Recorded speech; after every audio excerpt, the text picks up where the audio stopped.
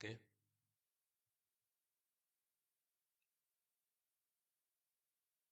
Mesdames, Messieurs, bonjour.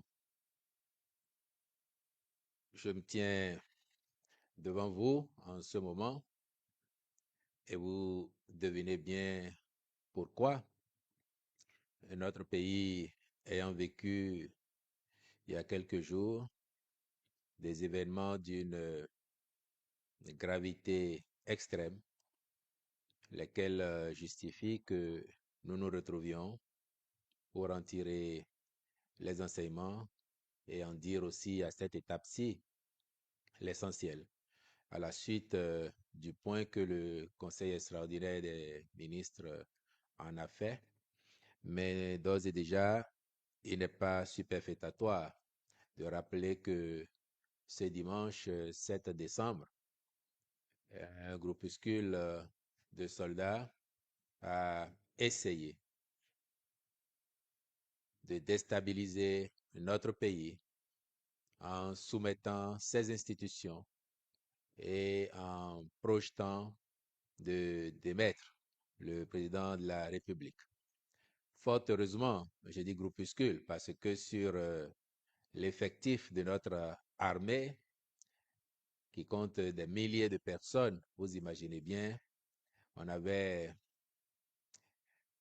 une centaine, ou tout au plus une 200, n'avaient certainement même pas conscience de la quelques gradés l'entraînaient.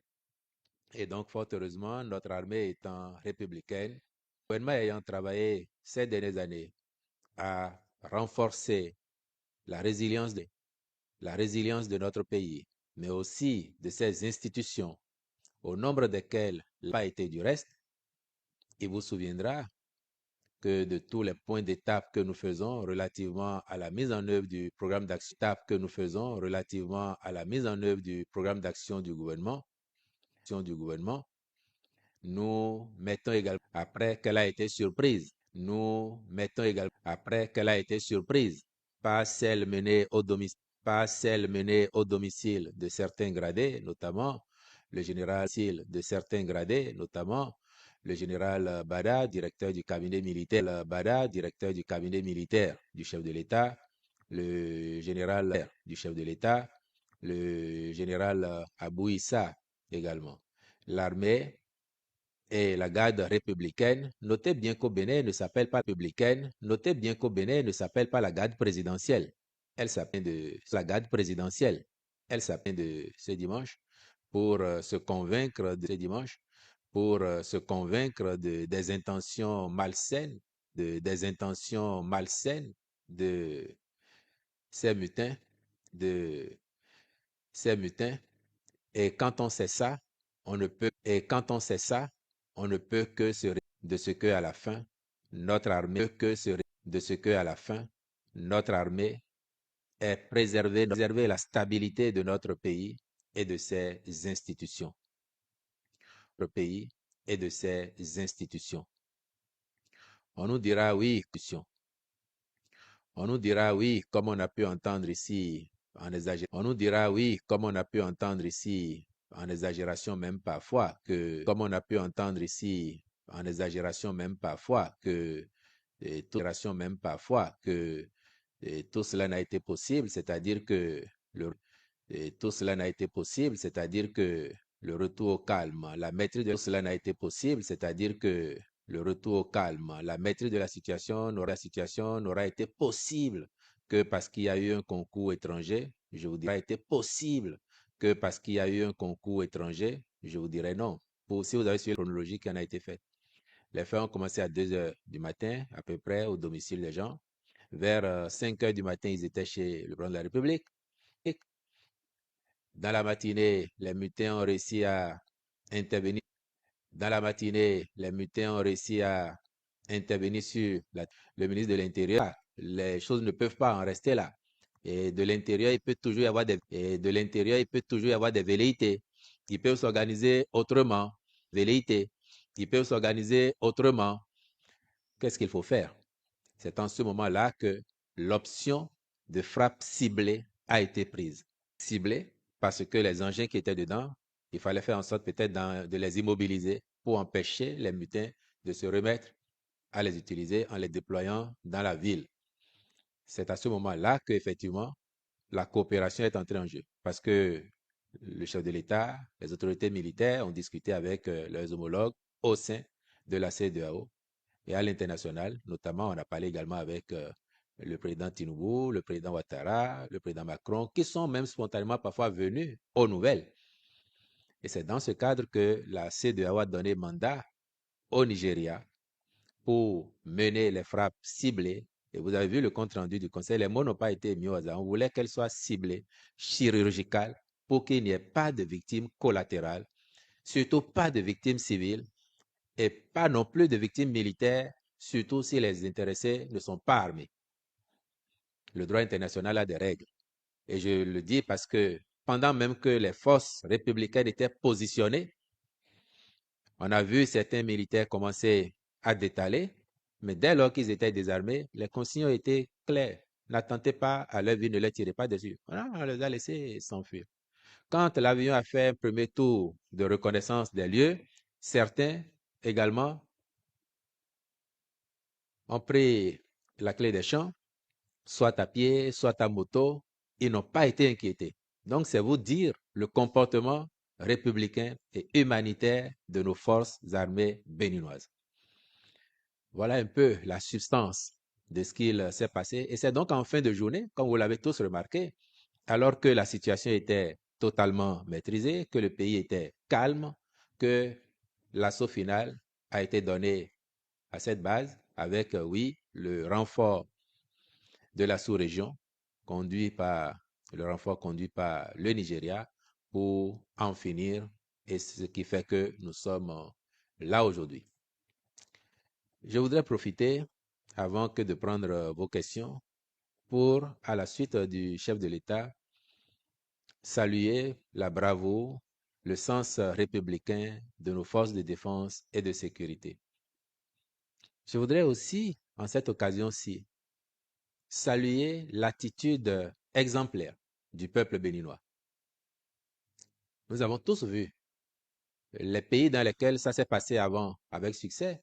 Dès lors que les mutins ou les putschistes disent qu'ils ont pris la télévision nationale, qu'ils ont fait leur déclaration, on a tous vu ailleurs comment la rue est investie par les populations pour applaudir, même si elles ne comprennent pas toujours les mobiles de ceux qui font des coups d'État. Mais ici, chacun a pu voir que les populations béninoises étaient concentrées chez elles. Le pays était généralement calme et tout le monde, dans notre quasi-unanimité, tout le monde a condamné cette entreprise mortifère de militaires. Les Béninois se sont demandé à quoi bon au Bénin aujourd'hui faire un coup d'État. Et ça n'est pas que des gens comme vous et moi. Moi, j'ai entendu des enfants parfois poser la question. J'ai entendu une enfant de 10 ans dire, mais il y aura un nouveau président dans quelques mois, non? Pourquoi ils font un coup d'État? J'ai entendu une élève de troisième qui va au BPC dit, ils n'ont qu'à me laisser mon président. Moi, je vais aller à mon examen cette année. Ce n'est pas l'année prochaine que je vais aller au BPC. C'est des réactions qui ont émergé de notre population. Et donc ça, ce n'est pas des partisans politiques qui disent ça. Parce qu'au Bénin, nous avons dit non. Nous savons très bien qu'il reste des défis que nous travaillons à relever dans le sens de la création des conditions optimales du bien-être collectif et individuel.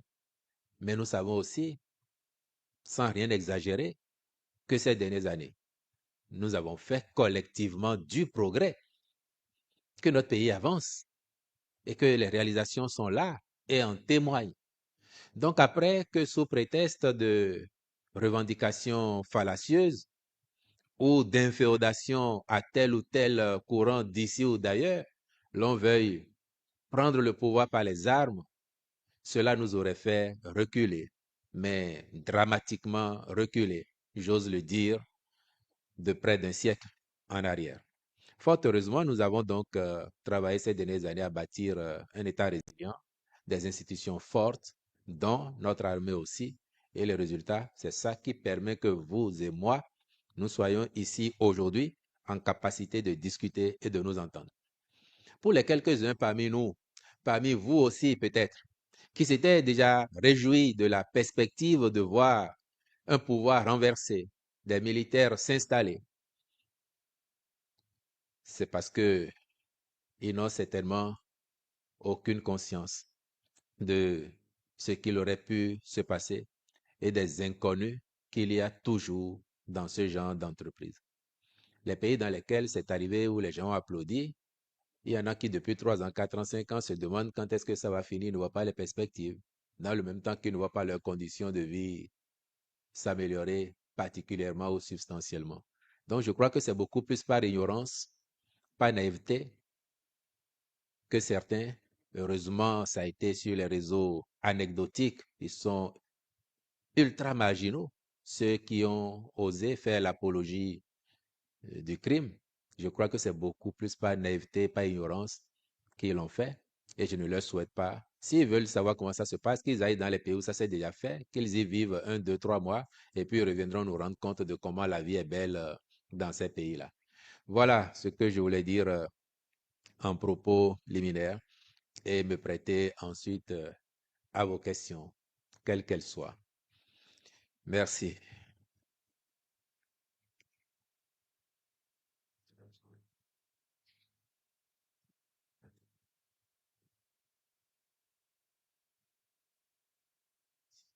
Allez-y. Ils ont besoin de micro.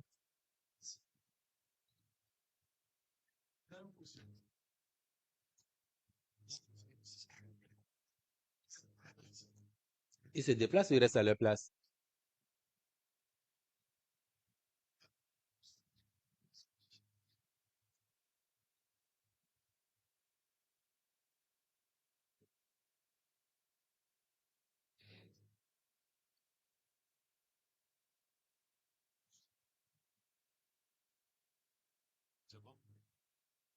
Bonjour, monsieur le,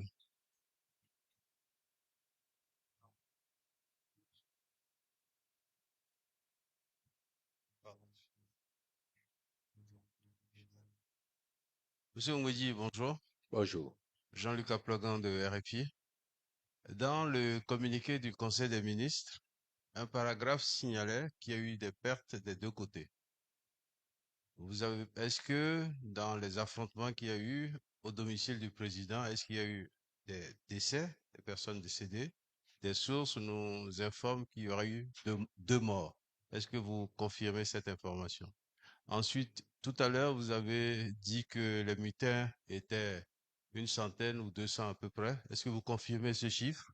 Combien de mutins sont dans la nature et où se trouve aujourd'hui le chef des mutins, le lieutenant-colonel Pascal Tigré? Un journal indique qu'il est au Togo. Est-ce que vous confirmez cette information? Merci beaucoup. Je vous remercie. À l'heure où je vous parle, pour les informations en ma possession, je confirme que lors des affrontements violents autour du domicile du chef de l'État, l'objectif des mutins étant de se saisir de la personne du chef de l'État, il leur fallait neutraliser sa garde, laquelle, heureusement informée et mobilisée par son chef, assisté du chef de l'État lui-même, a fait front à temps, s'est préparé pour les accueillir. Donc, je réitère que les combats ont été rudes, violents. Nous avons, à l'occasion, perdu un agent. Pour les informations en ma possession, à l'heure où je vous parle, nous avons perdu un agent et nous avons eu également un blessé grave qui est pris en charge, heureusement. Du côté des mutins, il y a eu des blessés et il y a eu des morts, mais ils sont partis avec les corps. Et on ne peut pas dire, à l'heure où je vous parle, en attendant que l'armée fasse le point des effectifs et qu'ils rendent éventuellement les corps aux familles, on ne peut pas dire exactement le nombre de morts qu'il y a dans leur rang. J'ai évoqué les nombres parce que d'après les estimations du commandant en garde républicaine, on sait que l'escouade qui s'est portée chez le chef de l'État, au regard des moyens mobilisés, des blindés et autres engins qui étaient là, on sait que c'était à peu près une centaine d'hommes.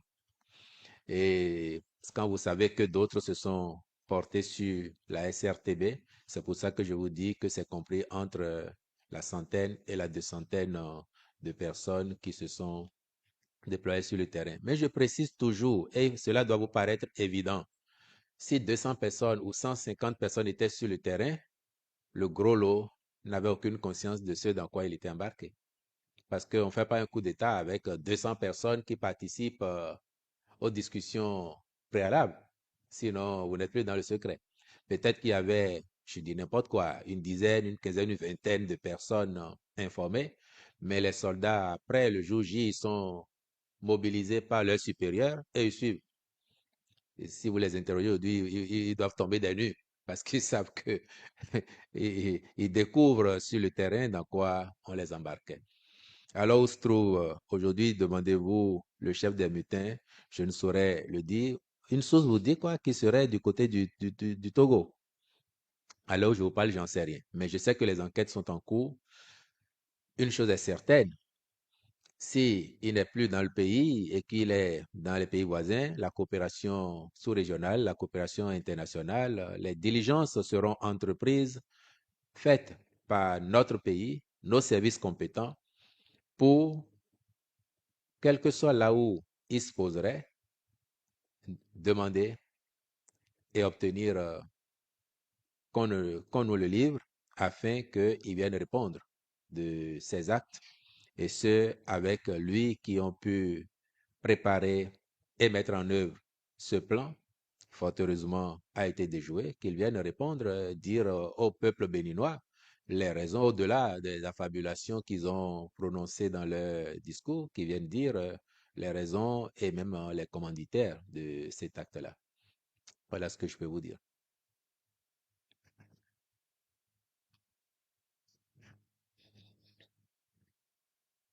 Bonjour, monsieur le porte-parole. Bonjour, madame. Rachida Oussou de BIP Radio et BBC Afrique. J'avais les mêmes questions. Je voudrais ajouter, on a appris qu'il y a eu des otages pendant cette mutinerie. Il y en a eu au total combien? Nous avons appris que 2 hauts gradés ont été libérés, notamment le général Issa Abou et le colonel Gomina. Qui sont les autres? Est-ce que tous les otages ont déjà été libérés? C'est ma question. Nous parlions précisément de ces deux officiers supérieurs de notre armée. Et comme vous le mentionnez, ils ont été libérés au petit matin du lundi au 8 décembre. Je demandais s'il y avait d'autres otages. J'ai dit que nous parlions précisément de ces deux hauts gradés, donc les officiers supérieurs de notre armée, quand nous évoquions les otages. D'accord. Nous avons vu un policier faire des déclarations sur les réseaux À sociaux. l'heure où je vous parle, il est aux mains de la police judiciaire béninoise parce qu'il a été appréhendé et il répondra de ses actes. Merci. Monsieur le secrétaire général adjoint du gouvernement, bonjour. Marcel Arossi de la télévision nationale. Aujourd'hui, quel point faible du dispositif sécuritaire l'incident a-t-il révélé? Et le fait que les mutins aient pu accéder facilement, aussi facilement, à ce symbole stratégique qu'est la télévision nationale, interpelle-t-il particulièrement aujourd'hui le gouvernement? Une troisième question. Le gouvernement exclut-il totalement l'hypothèse d'une instrumentalisation extérieure? Merci. Nous tirerons tous les enseignements de ces événements. Une chose est certaine, ça relève aussi un peu de l'asymétrie. Ça relève un peu de l'asymétrie. Donc, et on peut déjouer 1000 tentatives de coup d'État, mais il peut y en avoir une, deux ou trois qui, sur la durée, arrivent au moins à se déclencher. Ce qu'il est heureux de noter, c'est que, passé l'effet de surprise, la riposte et la réponse de notre armée républicaine auront été à la hauteur pour enrayer ce danger et mettre en déroute les mutins qui, encore une fois, nous auraient fait reculer, mais dramatiquement. Que dans leur entreprise, ils aient réussi à pénétrer au sein de la télévision nationale, c'est un constat qui est fait. Et je ne vous donne pas de détails ici, mais je sais dès le premier moment ce qui a été fait pour éviter que cela arrive et si ça arrivait, que cela s'étale sur la durée. Et vous avez dû noter que grâce à la réponse diligente apportée, les intéressés n'ont pas pu prendre leur quartier et être à leur aise comme ça s'est vu ailleurs. La preuve en est qu'ils en sont vite repartis. Maintenant, vous évoquez une certaine instrumentalisation ou bien des complicités extérieures. En pareille circonstance, il me semble que aucune hypothèse n'est à exclure. Cependant que nous, côté gouvernement béninois, nous n'accusons personne. Nous ne soupçonnons même personne.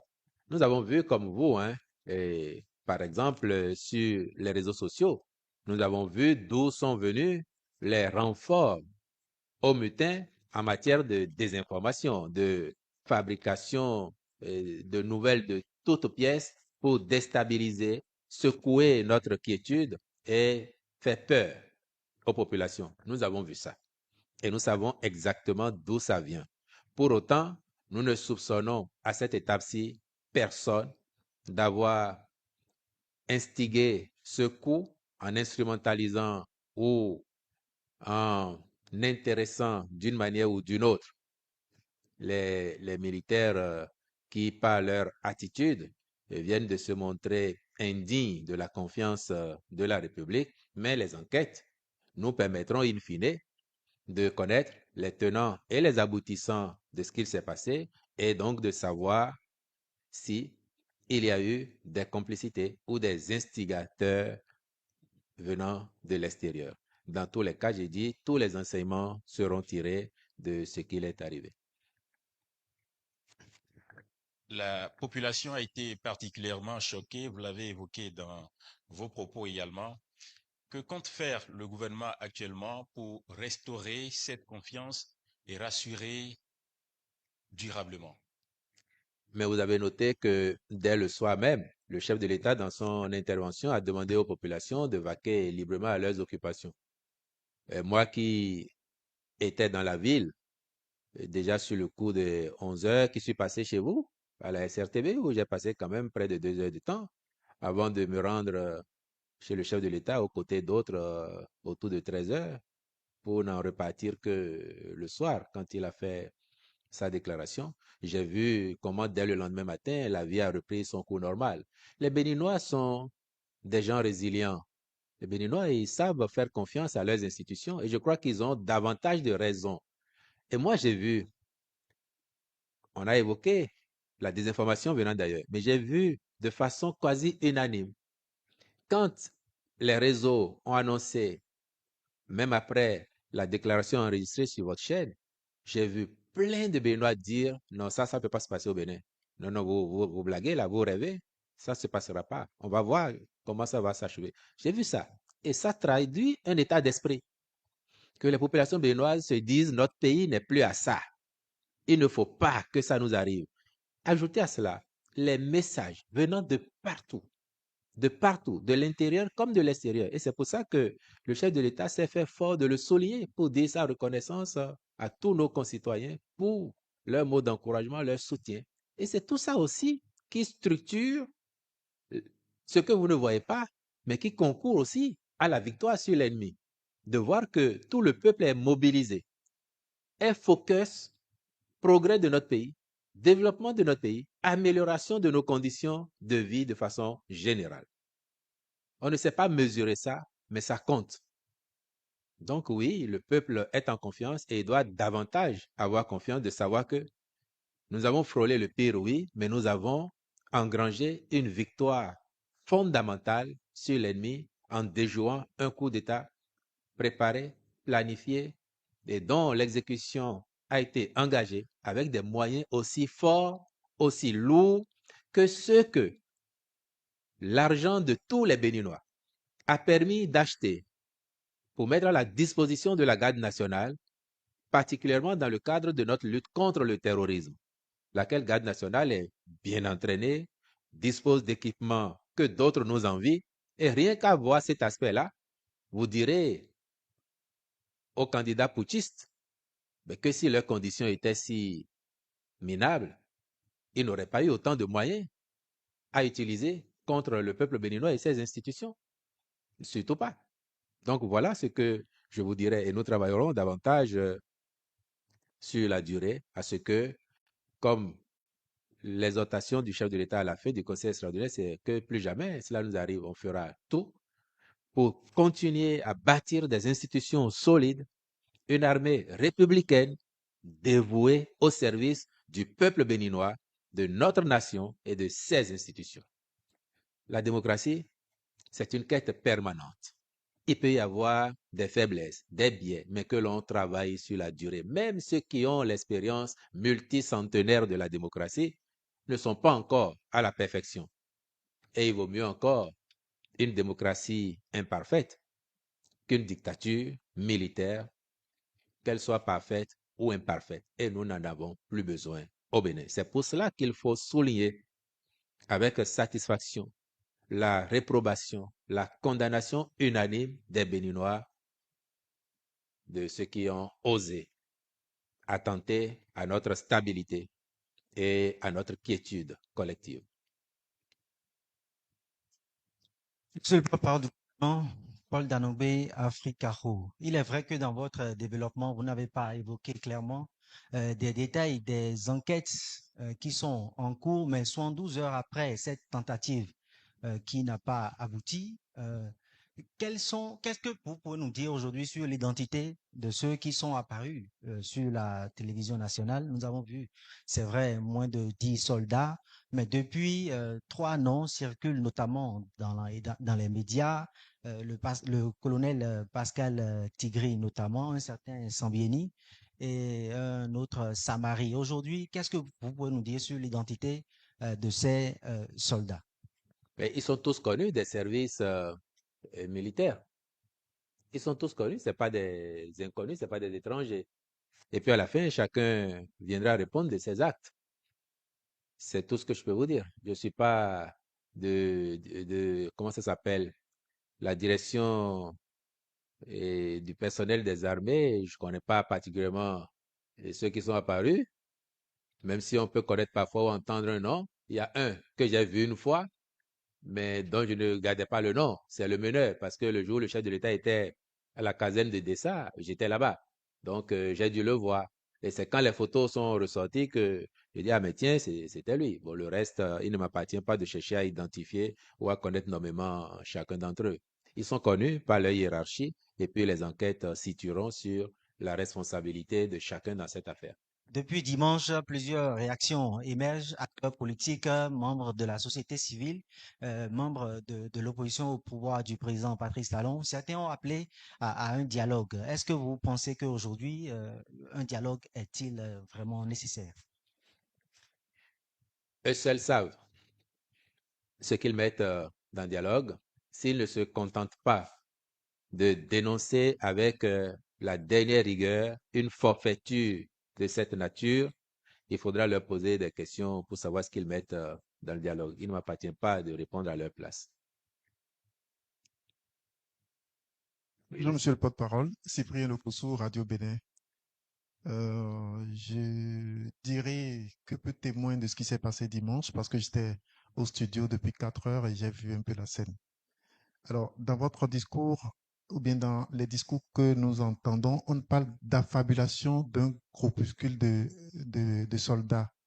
Est-ce que cela ne témoigne pas quelque peu à écouter le message de ces soldats-là, qui a quelque peu un malaise qui traduit un peu cette affaire de coup d'État? Merci. Qu'est-ce qu'ils ont dit, ces soldats? Ils évoquent la situation des citoyens béninois, le train de vie, les institutions de la République et la mauvaise gouvernance quelque peu. Y compris même la dégradation de la situation sécuritaire, n'est-ce pas?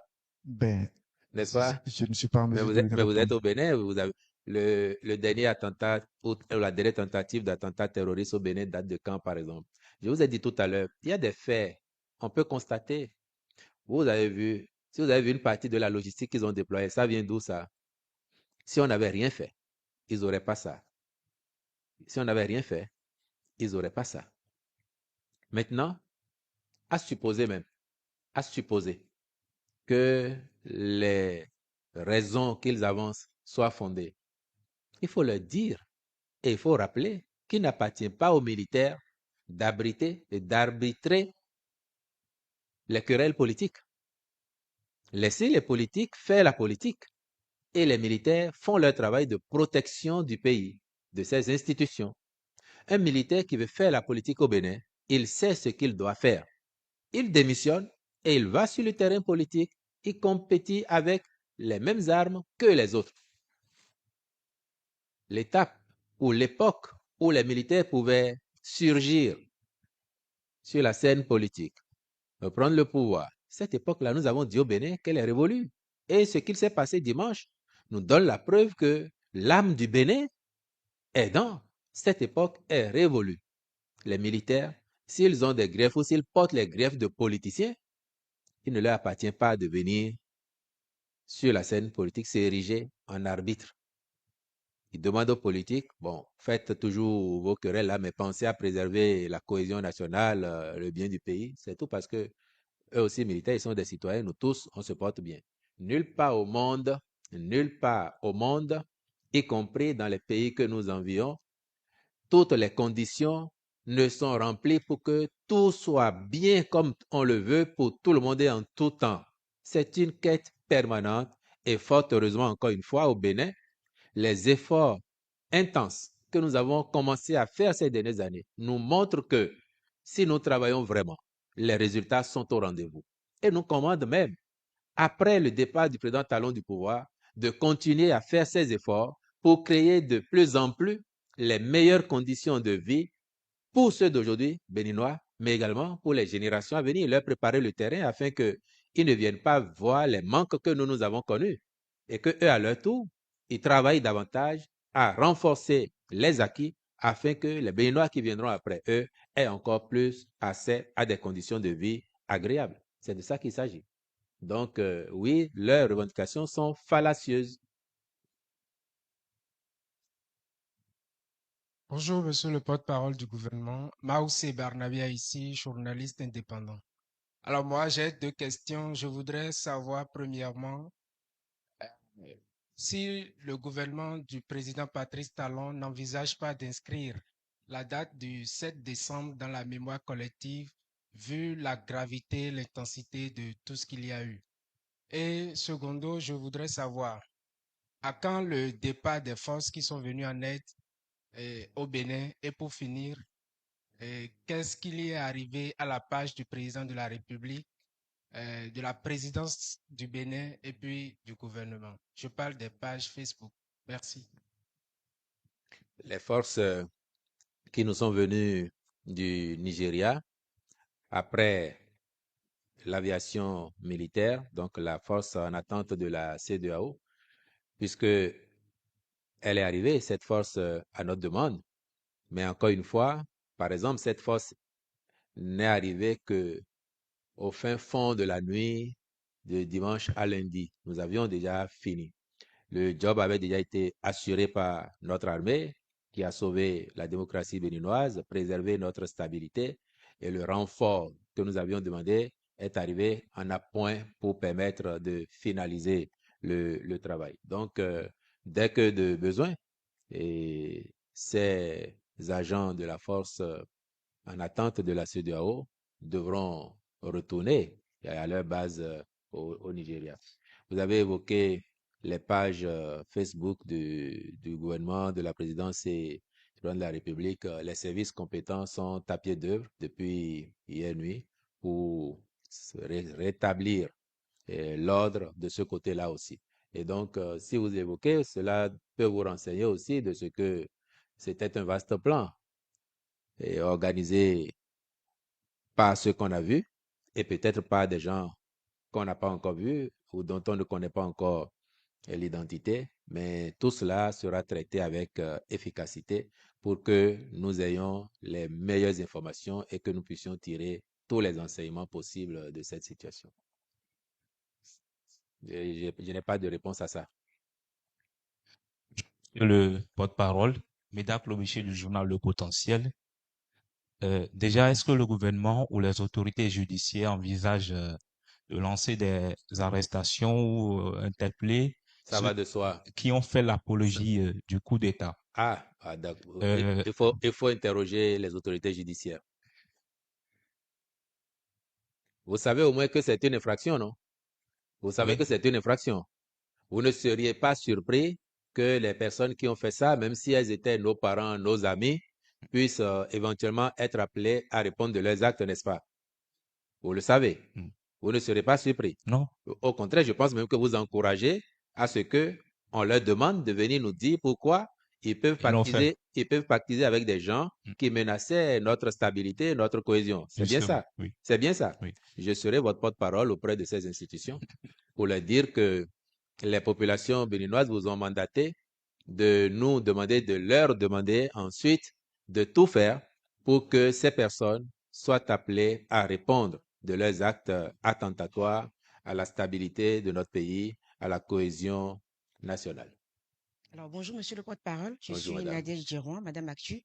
J'aimerais savoir quel est l'état d'esprit du président Patrice Talon après tout ceci. Est-ce qu'il est serein pour finir son mandat après toutes ces réformes lorsqu'on subit un coup d'État en griffe? Ça peut un tout petit peu perturber. Est-ce qu'il garde sa sérénité? Merci.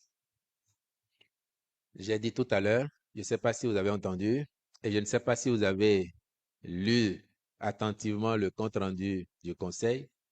Moi, j'ai eu, je dirais, la chance, pas devoir républicain, de le voir le dimanche. Je l'ai vu pendant de longues heures. Depuis 10 ans bientôt, je n'ai pas passé autant de temps avec lui comme ça, direct comme ça. Je suis arrivé chez lui vers 13 heures, après avoir passé environ 2 heures à la SRTV. Et j'ai quitté là seulement après 20 heures quand il est venu faire sa déclaration en direct sur les antennes. Et lui, depuis le petit matin où ça a commencé, il était déjà sur pied. Et quand la garde républicaine lui demandait de se mettre à l'abri, parce que eux, ils estiment que c'est leur devoir, et ils faisaient leur devoir de le protéger. Dans une circonstance pareille, vous ne savez jamais où peut atterrir une balle perdue. Mais le chef de l'État leur a dit non. Vous êtes au front, je ne peux pas aller me terrer quelque part dans mon domicile et dire que vous faites votre devoir. Il était avec eux. Et c'est vrai, ce n'est pas de la fabulation. Il était avec eux. Et moi, je l'ai vu toute la journée par ailleurs. Rassuré de ce que l'armée républicaine faisait son travail avec bravoure. Convaincu que on en aurait fini. Et j'étais là, au moins pour les dernières séquences, j'étais là. J'entendais les instructions au moment où il parlait de tout faire pour éviter un carnage dans les quartiers autour de la base. Quand les gens rendaient compte pour dire, bon, et là c'est bon, ils sont cernés, en fait, c'est lui qui dit, attention, nous avons des compatriotes autour. La base n'est pas en race campagne. Donc, ne donnez pas d'assaut dans ces conditions-là. Parfois, il y avait de l'impatience de l'autre côté. Parce qu'ils se disent, mais plus ça traîne, on ne sait pas comment ils vont s'organiser. Qu'est-ce qu'ils vont entreprendre? Surtout à un moment donné, ils ont dit, on entend qu'ils vont également se porter vers l'aéroport de Cotonou pour créer des désordres là. Donc, ils impatientaient de donner l'assaut final. Le chef d'État dit, il n'en est pas question.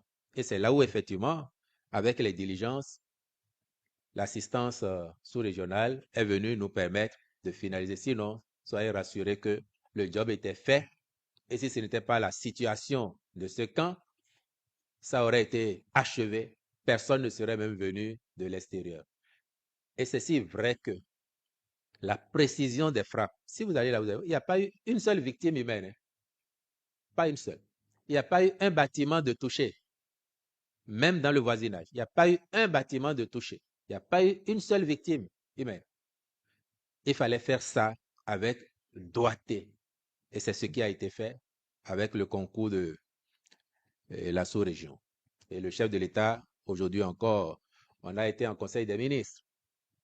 Bon, même si certains vous diront que ce sont des conseils de ministres générés par l'intelligence artificielle, que le président Talon qu'ils ont vu le dimanche soir déjà, ce n'est pas celui qu'on a toujours vu, et que ce n'était pas la présidence. Bon, même moi qui vous parle ici, vous ne savez même pas si je suis le vrai Wilfried ou si c'est l'intelligence artificielle qui m'a envoyé devant vous. Bon, ils vous le diront. Et ils vont continuer. Mais je vous avais déjà dit il y a quelques mois, et j'ai bien noté comment certains s'en étaient moqués. Je vous avais dit qu'il y avait des officines qui travaillaient à déstabiliser le Bénin et que certains de nos enfants pactisaient avec. Je vous l'avais dit. Après, nous, de notre position, le sens de responsabilité fait qu'on ne peut pas venir tous les jours dire il y a tel qui fait ceci pour attenter à notre vivre ensemble, il y a tel autre qui a tel projet. Non, c'est tout. Sinon, peut-être que depuis 9 ans et demi, bientôt 10 ans, peut-être qu'on serait venu devant vous des dizaines de fois vous dire qu'il y a tel projet, telle tentative. Et Dieu sait qu'on en a déjoué. Dieu sait. Et puis, je peux vous le dire solennellement. Les gens qui prennent prétexte pour dire que la gouvernance est difficile, difficile.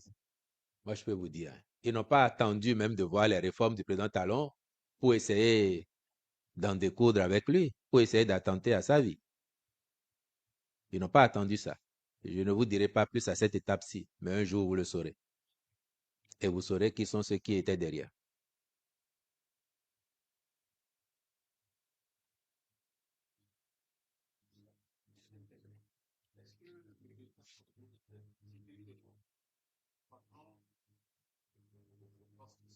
Il est le responsable des forces spéciales au niveau de la garde nationale, dont le colonel Gomina est le chef d'état-major. Donc, c'est un collaborateur direct du colonel Gomina. Et il va sans dire que c'est quelqu'un en qui il avait confiance. Et sinon, il ne lui aurait pas confié des responsabilités aussi importantes. Bon, après, quand on va le prendre, on verra bien quelles ont pu être les motivations qui ont retourné son sens républicain pour l'amener à cette forfaiture. Je n'ai pas les derniers chiffres, mais au soir du dimanche, je sais qu'on en était à 14, dont un ancien militaire radié.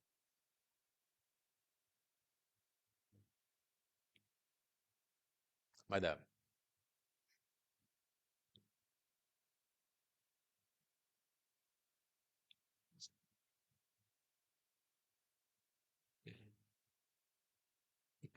qu'est-ce que ça vous apporte?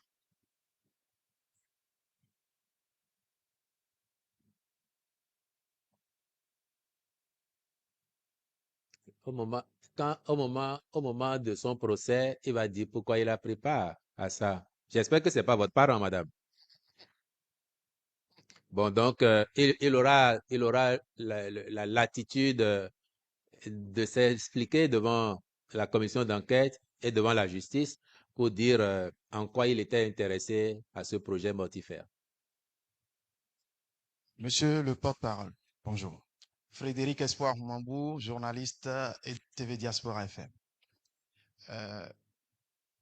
Nous avions vu que le Nigeria est intervenu dans l'achèvement, comme vous l'aviez si bien dit, toutes les fois précisé bien avant, de ce qui aurait pu être un carnage. Ils nous ont aidé à l'éviter. Est-ce que vous n'avez pas crainte de ce que cette participation dans les jours, les années à venir prenne peut-être le Nigeria se comporte comme gendarme de la sous-région? Merci. Que voulez-vous que je vous réponde? Vous posez une question qui s'adresse au Nigeria. Vous posez une question qui s'adresse au Nigeria. Et comme vous êtes un observateur, vous connaissez la CEDEAO, vous connaissez le rapport de force, oui ou non? Le plus important pour nous, c'est de continuer à bâtir un État résilient, des institutions fortes qui nous protègent, qui fassent que notre pays progresse sans cesse. Et si ce n'étaient pas les conditions particulières que j'ai décrites tout à l'heure, encore une fois, on n'aurait pas eu besoin de cette assistance-là. On n'aurait pas eu besoin. Donc, pour nous, c'est vraiment quelque chose de ponctuel notre armée ayant déjà fait le job, c'était vraiment quelque chose de ponctuel et nécessaire pour éviter le carnage que nous ne voulions pas. Madame.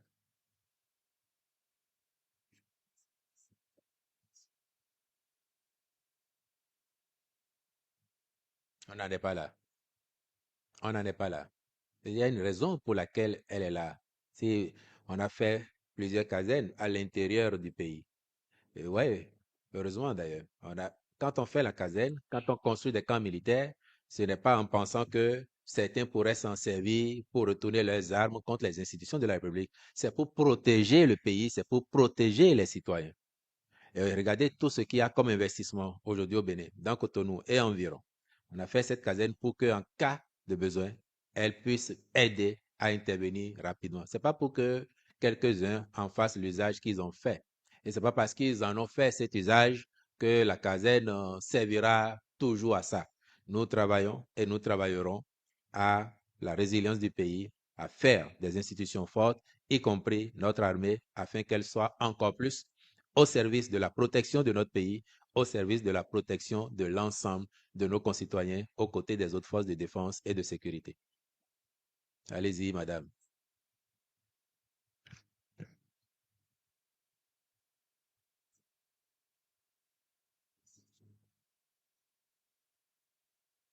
Je n'ai rien à ajouter à ça, à ce que vous avez dit, que j'ai entendu, sauf que je vous dis, tout appui qui est venu de l'étranger est venu en appoint pour finaliser le travail.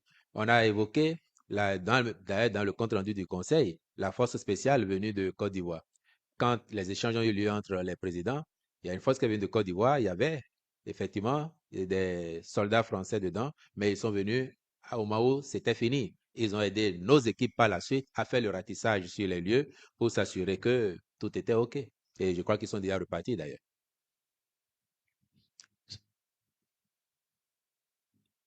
Évidemment, évidemment. Ce genre d'épreuve doit aussi être de nature à structurer notre capacité à faire face à l'adversité, y compris la plus cruelle, à savoir que la marche de tout peuple vers le progrès peut être jalonnée d'embûches, mais il nous appartient en tant que peuple de montrer notre grandeur en les surmontant et en tenant nos calendriers pour montrer à ceux que notre progrès gêne ou à ceux qui voudraient nous maintenir au même niveau qu'eux pour leur montrer que nous faisons résolument notre chemin. Nous ne modifions pour rien aucun de nos agendas officiels, institutionnels. Notre pays doit continuer à vivre, continuer d'inspirer la confiance qu'il inspire aujourd'hui au monde entier, aux investisseurs, et considérer que la journée du où est-ce qu'il va, ce qu'il veut pour lui-même, en contact. Maintenant, si vous voulez des choses particulières,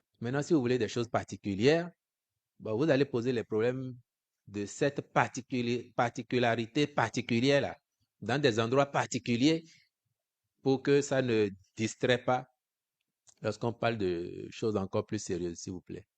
Vous ne savez jamais où est-ce que ça peut s'achever. Vous ne savez pas. Moi, le devoir républicain a fait que je suis quand même sorti de chez moi, sans garde, sans chauffeur. Je vous le souffle. Et je ne demande pas de compensation en dehors de mon salaire. Est-ce qu'il y a encore préoccupation ou on a fini? C'est bon? Merci à vous d'avoir été là. Merci de nous accompagner dans cette belle aventure d'édification d'un Bénin nouveau et grand. À bientôt.